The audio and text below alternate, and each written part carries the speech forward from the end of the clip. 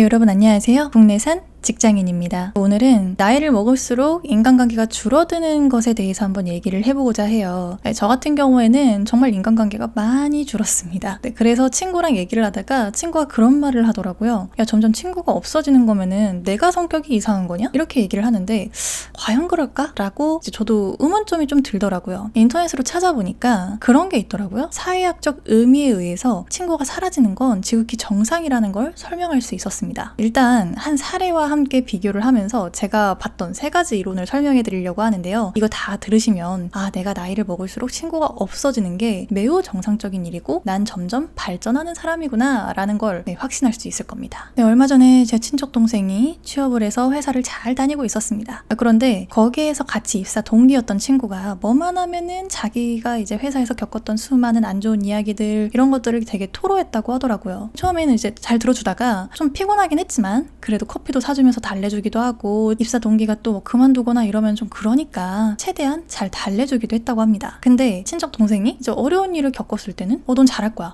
넌 원래 잘하잖아. 이러면서 그냥 대충 넘겨버리고 이런 식의 일들이 반복됐다고 합니다. 그러다 보니까 자연스럽게 이 관계에서 내가 더 많이 쏟아붓고 있었구나. 이거는 내가 손해보는 거니까 해서는 안 되겠다 라는 생각을 했다는 거죠. 이거는 약간 사회적 교환 이론과 연관지어서 설명할 수 있을 것 같아요. 이 인간관계라는 거는 결국 보상과 비용의 균형 안에 있다. 우리가 어릴 때는 정서적 보상을 기본으로 삼는다고 해요. 그래서 공감을 하거나 재미를 느낀다든지 아니면 연대감을 가진다든지 이런 것들의 정서적인 보상이 따른다면은 나의 시간이나 감정 노동을 서슴없이 쏟아부을 수 있다는 거죠. 그런데 이 나이를 먹을수록 우리는 시간과 에너지 그리고 감정 노동의 그런 자원들이 조금 한정적으로 변하게 됩니다. 뒤돌아서면 내가 이 관계에서 얻는 게 뭘까라는 거를 자연스럽게 생각하게 된다는 거죠. 그러면서 서로 교류나 협상이 되지 않는 관계에서는 단절이 되고 핵심 관계만 내 주변에 남겨놓게 되기 때문에 인간관계가 점점 줄어든다는 그런 내용입니다. 나이 들수록 친구가 사라지는 건 내가 차가워서가 아니라 그냥 생존 본능에 가까운 나의 선택이다. 그러면서 나이를 먹으면 제 나이 때쯤 되잖아요. 친구들의 생활이 많이 바뀌게 됩니다. 예를 들어서 출산을 하는 친구가 있는가 하면 공기업에 들어가려고 준비한다든지 세무사를 준비한다고 갑자기 직장을 그만두고 막 공부를 한다든지 이런 친구들이 생겨요. 그러면은 그 친구들이랑 한 번씩 통화를 할 때 우리가 관계의 질을 어떻게 좋게 형성을 하느냐, 그거는 전화했을 때 그냥 잘 지내? 약간 이렇게 가볍게 얘기하는 그런 관계가 아니라 야, 너 요즘 공부는 잘 돼? 저번에 불면증 좀 심하다며. 불면증은 좀 나아졌어? 층간소음은? 더 농도 있는 대화를 하게 되거든요. 근데 결국에는 전화를 다 이런 사람들한테만 하게 됩니다. 이 로버트 퍼트넘이라는 사람이 얘기한 사회적 자본 이론이 있습니다. 인간은 사회적 연결을 통해서 자본을 얻는다. 하지만 그 자원의 형태는 인생의 주기에 따라 달라진다는 내용이거든요. 20대 때는 관계의 양입니다. 우리가 정보나 기회나 경험이 너무 없기 때문에 이런 거를 넓힐 수 있는 아주 얕은 관계를 계속 이어간다고 해요.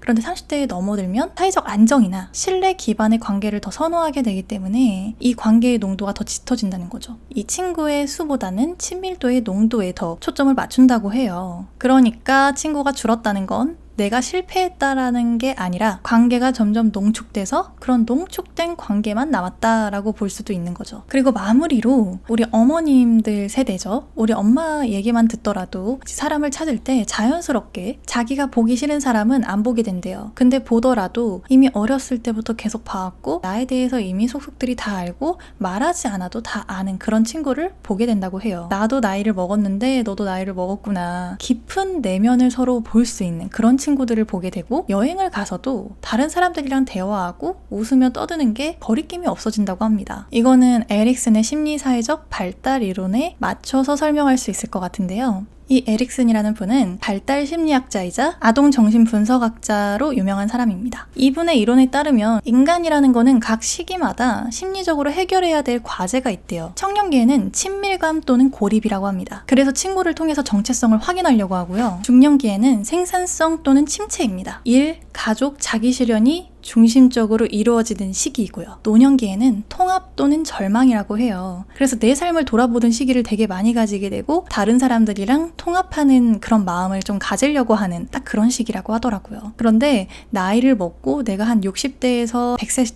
시대까지 살아간다고 하면은 저도 그때는 조금 혼자 있는 것보다는 사람들이랑 다 같이 뭉쳐있고 함께 있고 이런 것들을 더 선호하게 될 것 같아요. 그래서 나이가 들수록 친구가 줄어드는 건 자연스러운 진화다. 그러니 나이를 먹을수록 나라는 사람을 확장시켜 줄 수 있는 그런 관계만 남게 된다 라는 이야기더라고요. 한마디로 뭐 이런 말입니다. 우리는 친구를 잃는 것이 아니라 각 시기마다 다른 방식으로 관계를 배워간다. 그리고 그 배움의 끝엔 언제나 나 자신과의 친밀함이 남는다. 내가 나를 얼만큼 아느냐에 따라서 내 주변 사람들도 달라질 수 있다고 생각합니다. 오늘 이야기는 여기까지고요. 여러분들 나이 들수록 친구가 없어지면요, 고립되지 마시고 나에게 맞는 친구가 얼만큼 남아있는지, 그리고 내가 어떤 사람이랑 잘 맞는지, 뭐 이런 것들을 인생 시기별로 생각해보는 것도 꽤 좋을 것 같습니다. 오늘 이야기는 여기까지. 안녕.